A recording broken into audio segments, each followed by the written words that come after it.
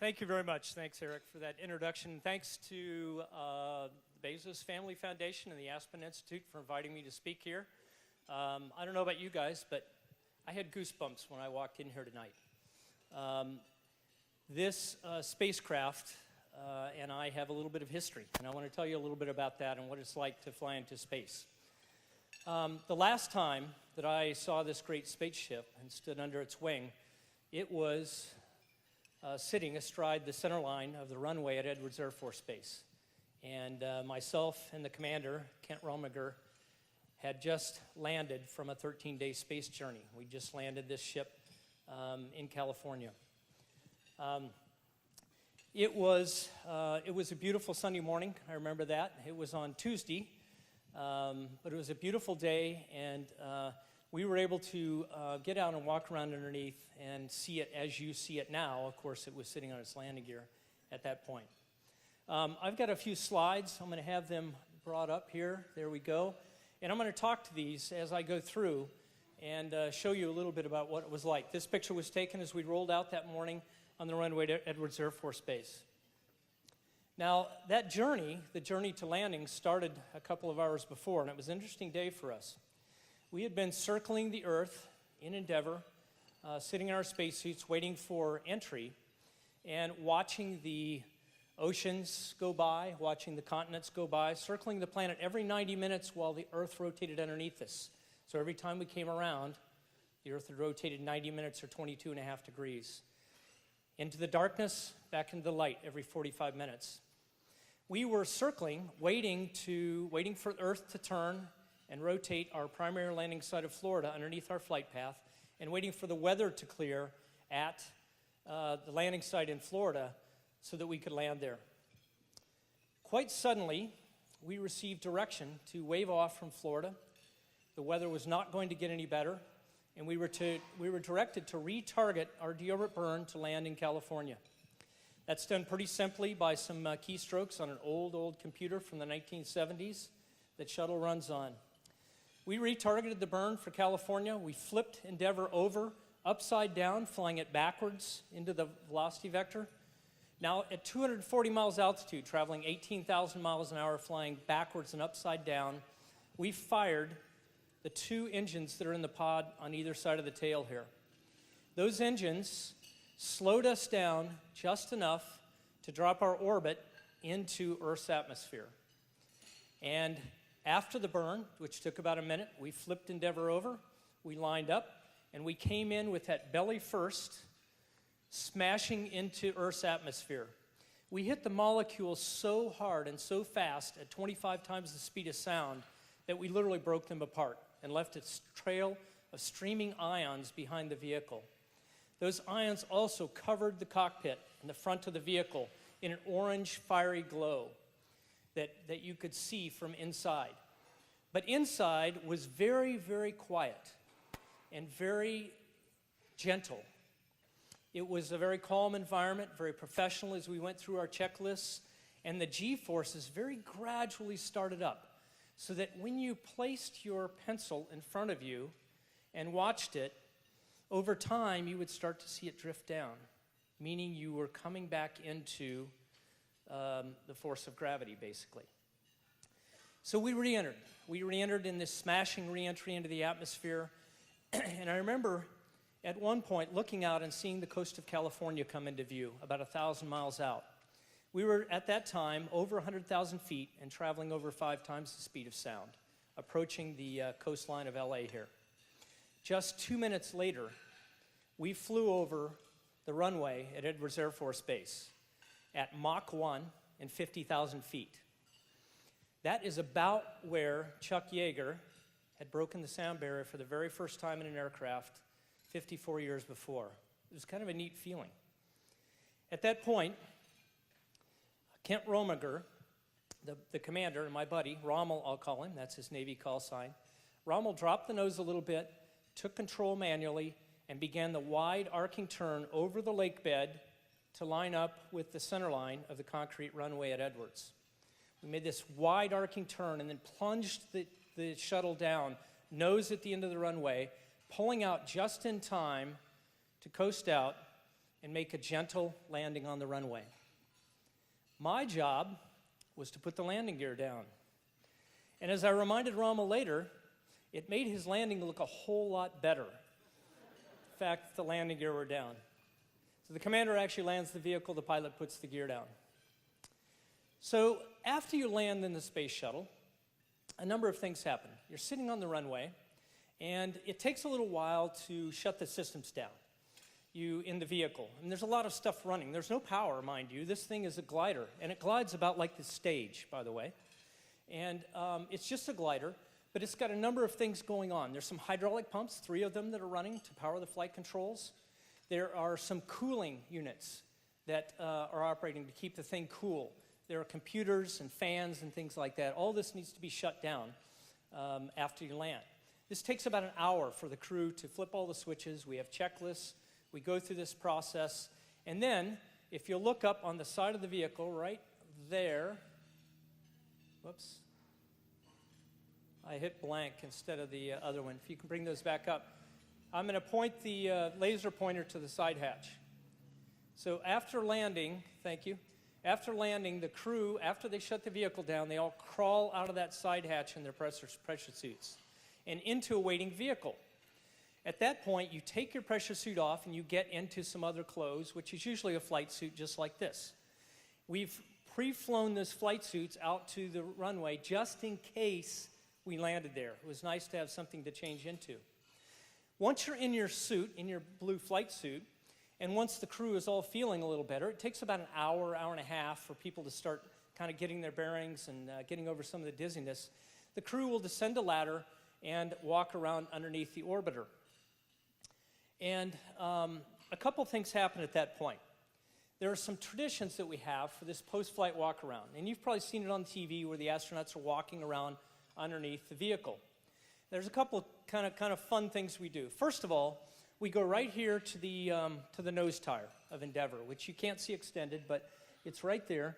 And that's the center line of the runway. And we do a mock evaluation of the performance of the commander who landed the vehicle by how close he came to putting the axle right on the center line of the paint stripe. Now, this looks pretty close, but actually it's horrendous. He's a good half-inch off there. And so there's this critique that goes on of the commander's flight performance. And but with the commander, because he's the commander and you owe him a little bit of respect, the crew naturally comes up with all these reasons why he didn't get it right on centerline. The crosswind was really bad. Boy, it was turbulent on final approach. And man, that paint stripe is really old. It's really hard to see from the cockpit. So the commander gets this nice break. We critique him over a quarter inch or so, and usually it goes something like this. That's pretty good. You know, you could have been on center line if that tumbleweed hadn't blown across and distracted you at the last minute. So that's the commander. But there's another guy in this equation, or gal, and that's the pilot. And so they have to evaluate the pilot's performance as well. Now, naturally, if the pilot gets the landing gear down and the drag chute out, you know, that could be something. But when you're walking around underneath, there's these things called the umbilical doors. And you can probably see them up there. They're kind of toward the back, right about under that. In fact, they're open. I see them right there. I'll point to them. These doors right here. Those are the umbilical doors that connect the ship to the big orange tank for launch. And so what the crew will do is they'll come down. The pilot has a task when you're sitting on the runway before you get out. He has a task to flip a switch up in the cockpit up there and lower these doors. And he lowers the doors only by one thing, the clock. So the pilot has no feedback on where the doors are, but he lowers those doors to enable maintenance, and he lowers them to a vertical position by flipping a switch, timing 12 seconds and turning the switch off. Now, that is enough of a task for the crew to come out and critique how vertical the doors are. So those doors, you can imagine timing for 12 seconds. You don't quite know where they're going to end up. You have no feedback on it, but the pilot takes a blistering critique for every degree off that the landing doors are. Commander gets a break, the pilot gets a critique. So those are a couple traditions. Now, a couple of other things happen usually when you land the shuttle. There are a lot of dignitaries that want to shake your hand. So usually there's this receiving line as you get out of the vehicle. You got to make your way through it before you can go underneath and critique the pilot and commander. This is what happens, and this is a picture from Florida on another launch. This is what usually happens. A lot of dignitaries. You have doctors around. We have family members around, the paparazzi, the media, public affairs, and a ton of space shuttle engineers that are down there to look around the vehicle and go over every aspect with you on the post-flight inspection. So this is what happens in Florida. It's quite a little gathering. It's like a big party underneath the orbiter, just as you're standing here today. But when you land at Edwards Air Force Base, all of the dignitaries, doctors, family, media, and engineers are in Florida. So you're met by the base commander and the ops officer. And that's it.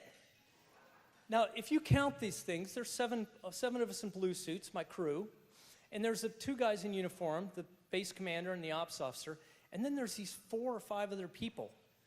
Turned out that the base commander that day was giving a tour to an old squadron buddy and his family. And so our greeting crew on this day underneath Endeavour at Edwards was this family and the base commander.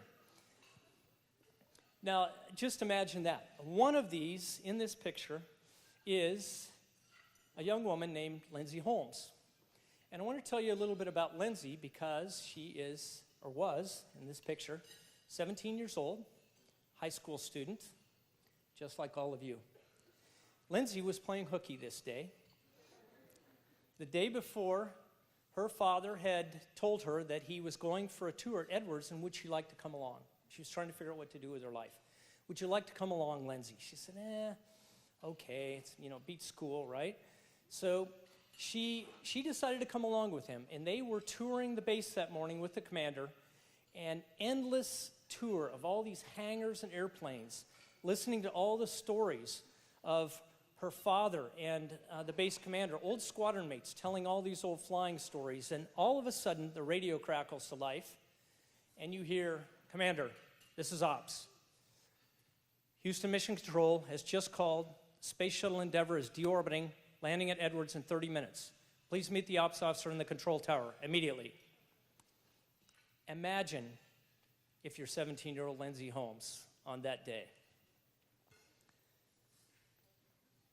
So this was the 16th flight of Endeavour, this mission. And it was a mission to continue assembly of the International Space Station, a complex mission that had taken almost 2 years to plan and train for.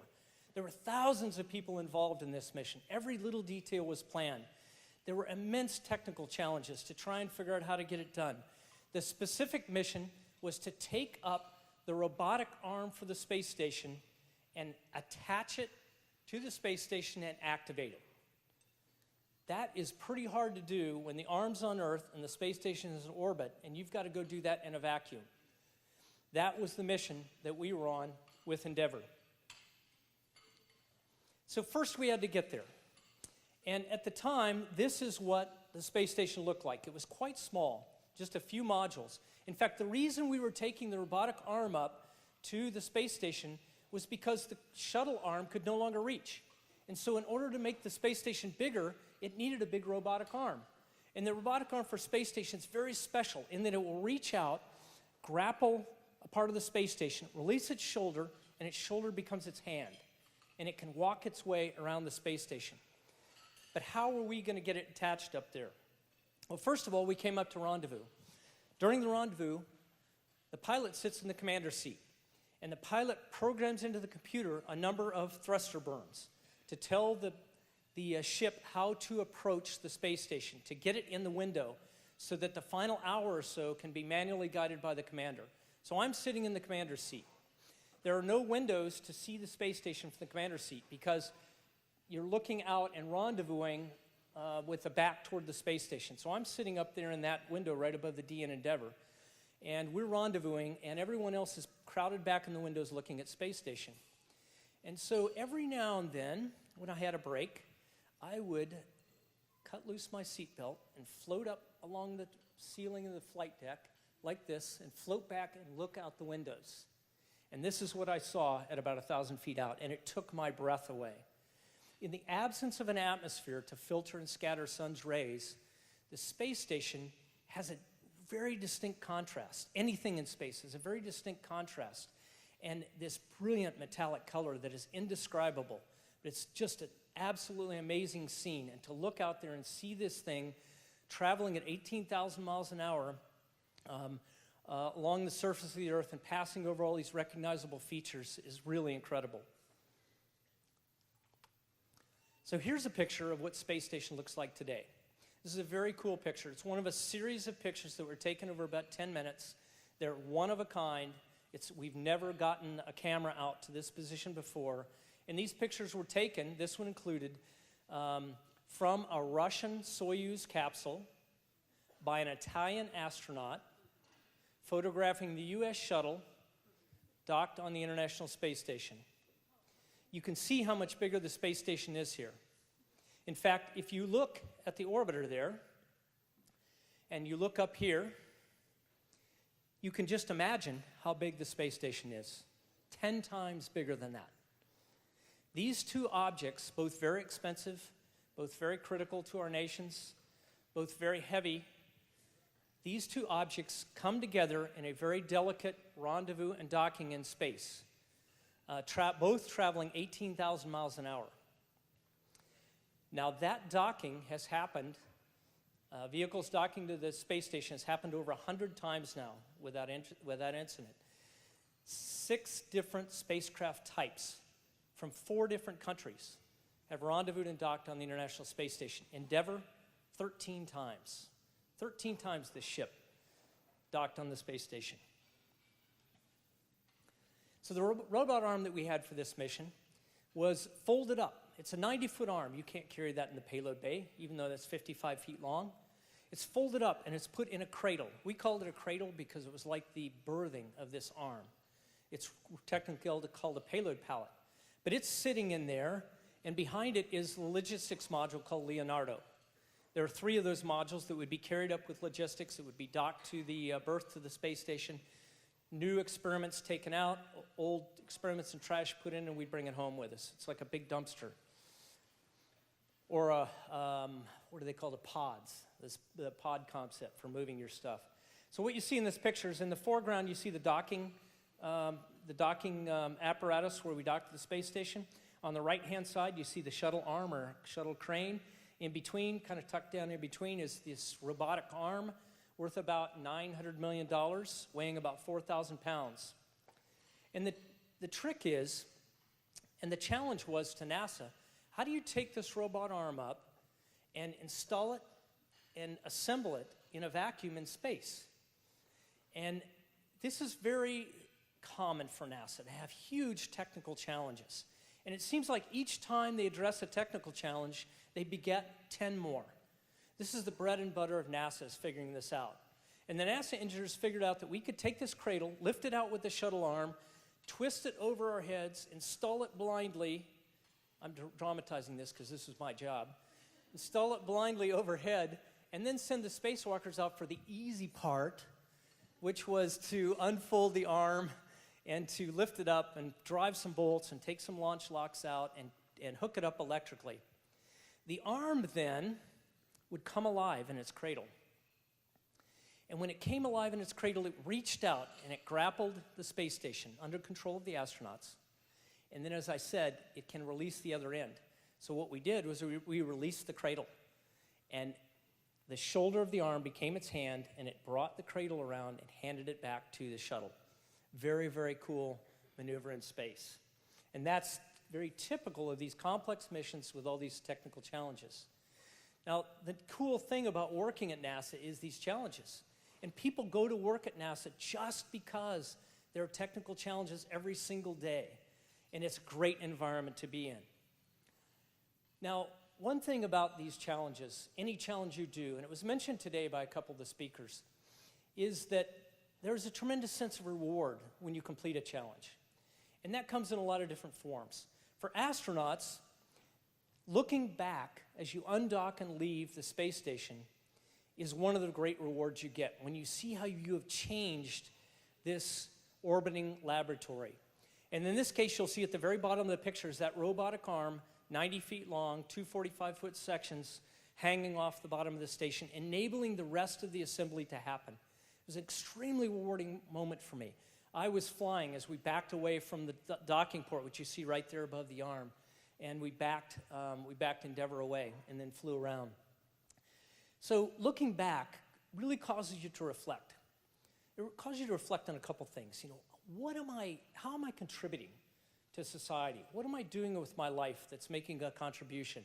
How have my actions helped society, helped other people?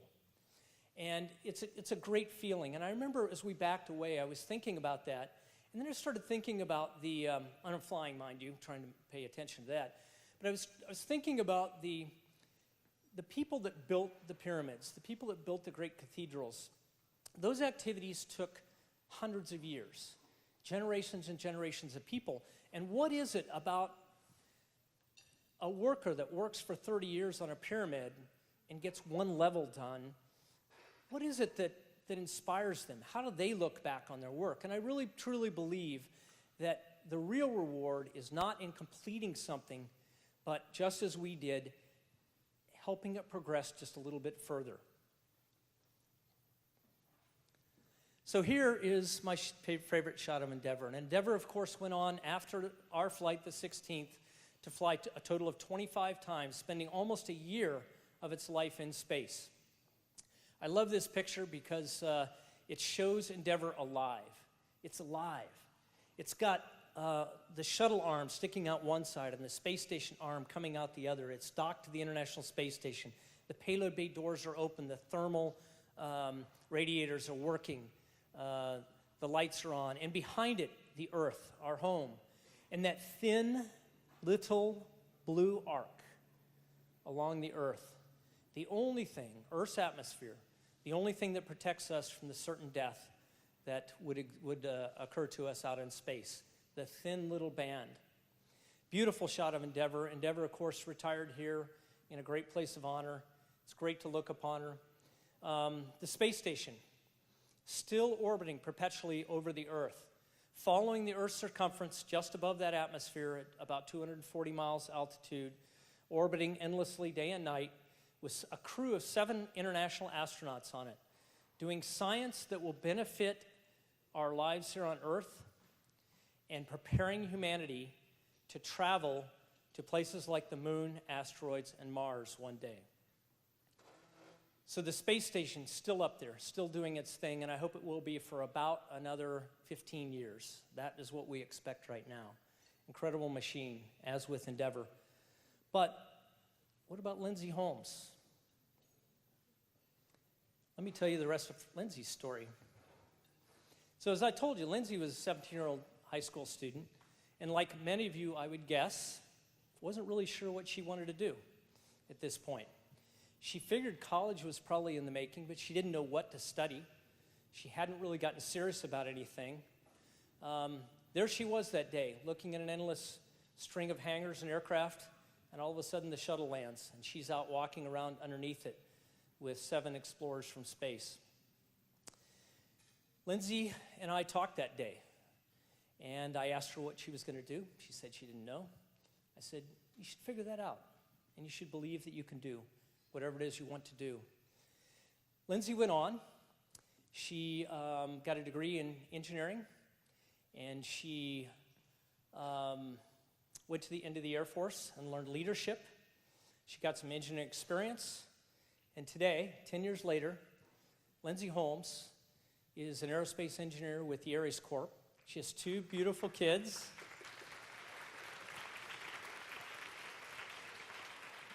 Thank you. I'll tell her your applause.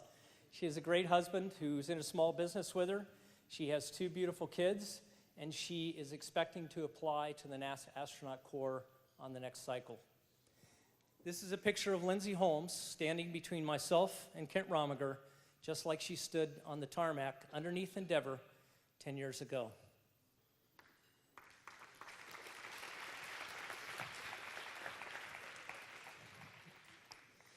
Now, this is my last picture, and it's also one of my favorites. Some of you may recognize the islands down there. Anybody want to guess? Turks and Caicos in the Caribbean. And that is the tale of Endeavor.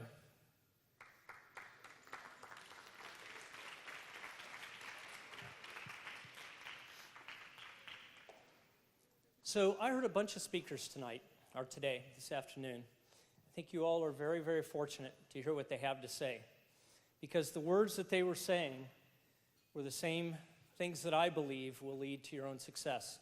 You've been given a tremendous opportunity to have this life and to have the freedom and choice to do what you want to do. Your hard work, your character, maybe your perseverance has caused you to be selected to come here today and tomorrow for this great program, the Aspen Challenge. Another tremendous opportunity for you. But as you sit here tonight under the wing of Endeavor, I want to issue to you the same challenge that I issued to Lindsay Holmes, and the same challenge that was issued to me many years ago.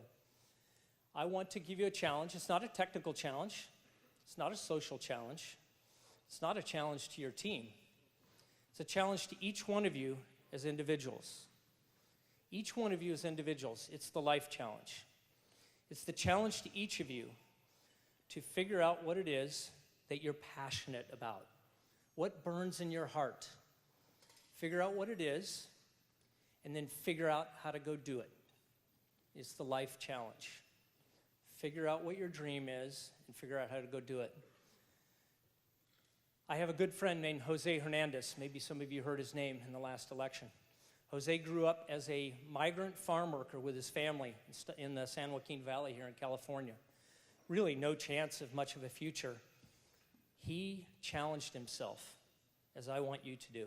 He challenged himself to break out and to do better and to achieve his dream. He flew in space about 3 years ago, and many of you may recall he ran in an election for one of your congressional seats here last year. Jose Hernandez did it. Lindsay Holmes did it. And one more story, a small kid, the smallest boy in his class, grew up in a very small town in Colorado to a lower middle class family. Fourth string on the football team. This kid dreamed of one day being an astronaut, and he made it. That kid was me.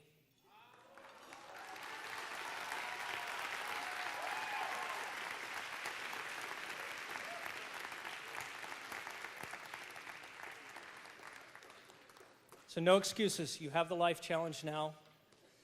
I will tell you what they tell astronauts when they zoom off into space. I'll use the same word. It's Godspeed.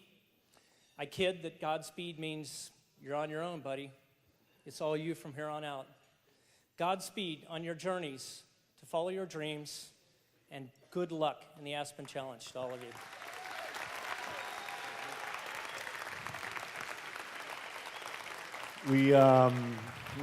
Jeff Ashby.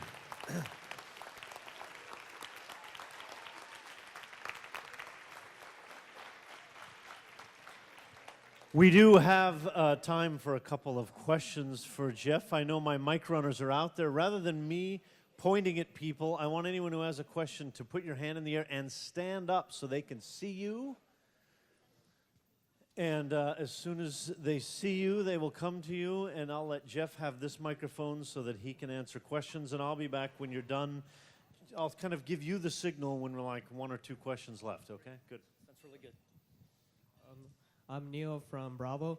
I just wanted to ask, how much does it cost for NASA to send the space shuttle up to space? You know, the cost of the space shuttle mission depends on how you do the math. And it's somewhere between $500 million and $2 billion per mission, depending on what you count.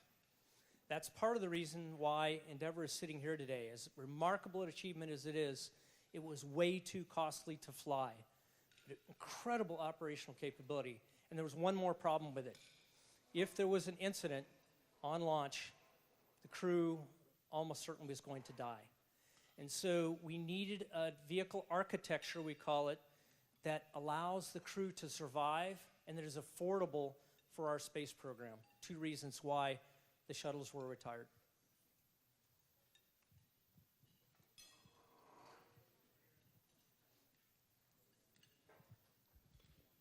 Hi, my name is Keenan. You mentioned that there's old software or technology on the plane from the 70s. What is the technology like in the space shuttle? Is it updated? No, I'm seeing I mean, no, in the space station. Oh, space station. Oh, very interesting. Very interesting that you asked that. So it's true. The space shuttle has very old computers, less computing power than most of the cars these days. And the reason it didn't change was because once we checked it out and knew it worked, we didn't want to mess with it. We had so few flights, we didn't want to mess with it. The space station, though, they took a lesson from this. And on the space station is powered by about 30 laptop computers. They come in 3 flavors. There's a payload computer, a computer that controls the space station, and a computer for administrative stuff. There's about a dozen, 10 or 12 of each, depending. And these computers parts can be traded out. So you have a lot of redundancy up there.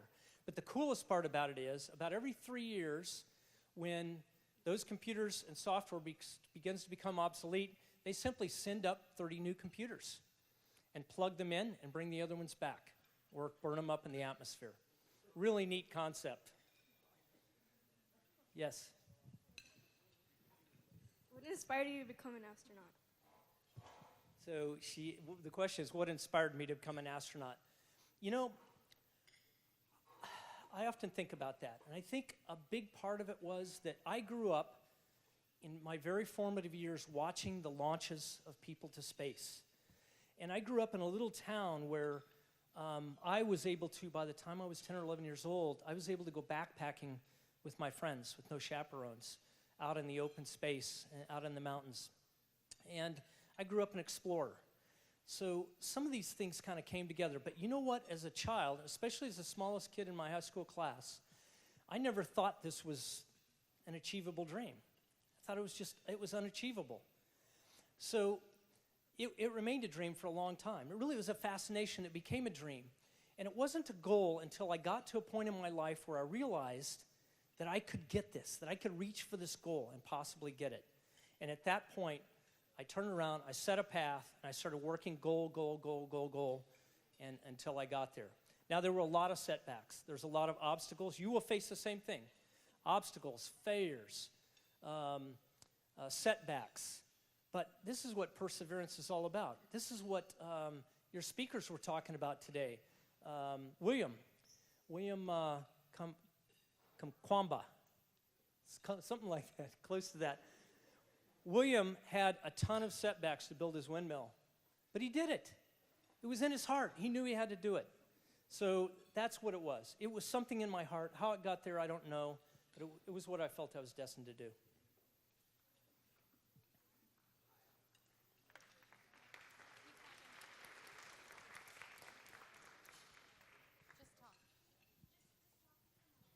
Okay, thank you. Hi, I'm Josue. You accomplished your dream. I mean, you're an astronaut and you went to space and everything. And you obviously faced a lot of obstacles. What were some of those obstacles and how did you face them? How did you get over those humps and come out on top and accomplish your dream? Well, let me clear one thing up. I haven't accomplished my dream yet. I didn't tell you what my dream was. My dream was to walk on the moon. Actually, more importantly, my dream was not to walk on the moon. My dream was to put my handprint on the moon. But I'll tell you what, when you set a goal that high and you even get 2/3 of the way, you'll feel pretty good about what you did with your life. I had some really big obstacles. I started out as a B student. I started out as the smallest kid in my class. I had to, obviously, part of that you don't have much control over, but the grades certainly did. Probably the biggest obstacle for me was losing my wife when she was 33 years old. I was assigned to a space flight, and she had cancer. And her cancer came back, and I had to ask to be removed from the space flight to care for her. There was no question it was the right thing to do, but a tremendous obstacle, and recovering from that and then going back to fly was a big deal. There are a myriad of challenges in life and obstacles. You'll see a lot of them, I promise. Yes? Okay.